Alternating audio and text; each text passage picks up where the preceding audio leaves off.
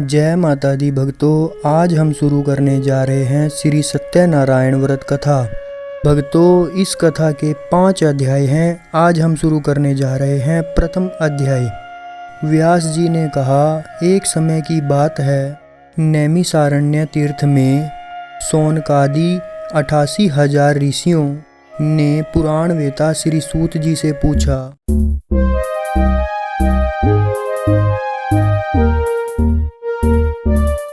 हे सूत जी, इस युग में वेद विद्या रहित मनुष्यों को प्रभु भक्ति किस प्रकार मिलेगी तथा उनका उद्धार कैसे होगा। हे मुनिश्रेष्ठ, कोई ऐसा व्रत अथवा तप कहिए जिसके करने से थोड़े ही समय में पुण्य प्राप्त हो तथा मनवांछित फल भी मिले। हमारी प्रबल इच्छा है कि हम ऐसी कथा सुनें। सर्वशास्त्र ज्ञाता श्री सूत जी ने कहा, हे वैष्णवों में पूज्य, आप सबने प्राणियों के हित की बात पूछी है। अब मैं उस श्रेष्ठ व्रत को आपसे कहूँगा जिसे नारद जी के पूछने पर श्री लक्ष्मी नारायण भगवान ने उन्हें बताया था। कथा इस प्रकार है, आप सब सुने।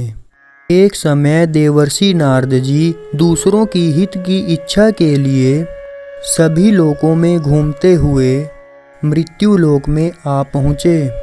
यहाँ अनेक योनियों में जन्मे प्राय सभी मनुष्यों को अपने कर्मों के अनुसार कई दुखों से पीड़ित देखकर उन्होंने विचार किया कि किस यत्न के करने से प्राणियों के दुखों का नाश होगा। ऐसा मन में विचार कर श्री नारद जी विष्णु लोक गए।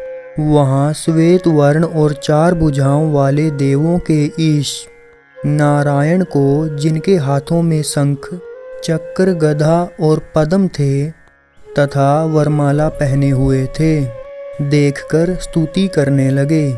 नारद जी ने कहा, हे भगवन, आप अत्यंत शक्ति से संपन्न हैं। मन तथा वाणी भी आपको नहीं पा सकती। आपका आदि मध्य अंत भी नहीं है। आप निर्गुण स्वरूप सृष्टि के कारण भक्तों के दुखों को नष्ट करने वाले हो। आपको मेरा नमस्कार है। नारद जी से इस प्रकार की स्तुति सुनकर विष्णु बोले, हे मुनि श्रेष्ठ, आपके मन में क्या है? आपका किस काम के लिए यहाँ आगमन हुआ है? निसंकोच कहें।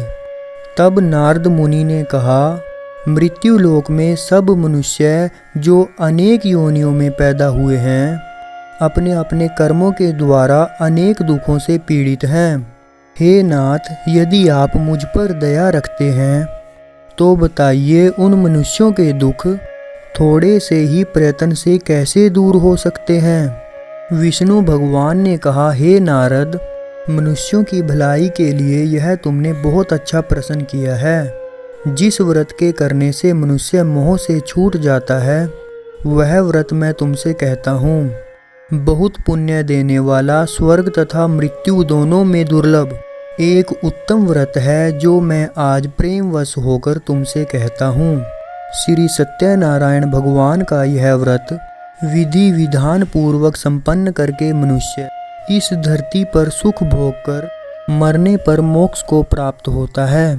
श्री विष्णु भगवान के यह वचन सुनकर नारद मुनि बोले, हे भगवान, उस व्रत का फल क्या है? क्या विधान है? इससे पूर्व यह व्रत किसने किया है और किस दिन यह व्रत करना चाहिए? कृपया मुझे विस्तार से बताएं। श्री विष्णु ने कहा, हे नारद, दुख शोक आदि दूर करने वाला यह व्रत सब स्थानों पर विजयी करने वाला है। भक्ति और श्रद्धा के साथ किसी भी दिन मनुष्य श्री सत्यनारायण भगवान की संध्या के समय ब्राह्मणों और बंधुओं के साथ धर्मपरायण होकर पूजा करे। भक्ति भाव से नैवेद्य, केले का फल, शहद, घी, शक्कर अथवा गुड़, दूध और गेहूं का आटा सुवाया लें। गेहूं के अभाव में साठी का चूर्ण भी ले सकते हैं। इन सब को भक्ति भाव से भगवान को अर्पण करें। बंधु बांधुओं सहित ब्राह्मणों को भोजन कराएं। इसके पश्चात स्वयं भोजन करें। कली काल में मृत्यु लोक में यही एक लघु उपाय है। जिससे अल्प समय और अल्प धन में महान पुण्य प्राप्त हो सकता है। तो भक्तों, ये था श्री सत्यनारायण जी की कथा का पहला अध्याय। संपूर्ण कथा का स्मरण करने के लिए चैनल को सब्सक्राइब करें और जुड़े रहें मेरे साथ। जय माता दी।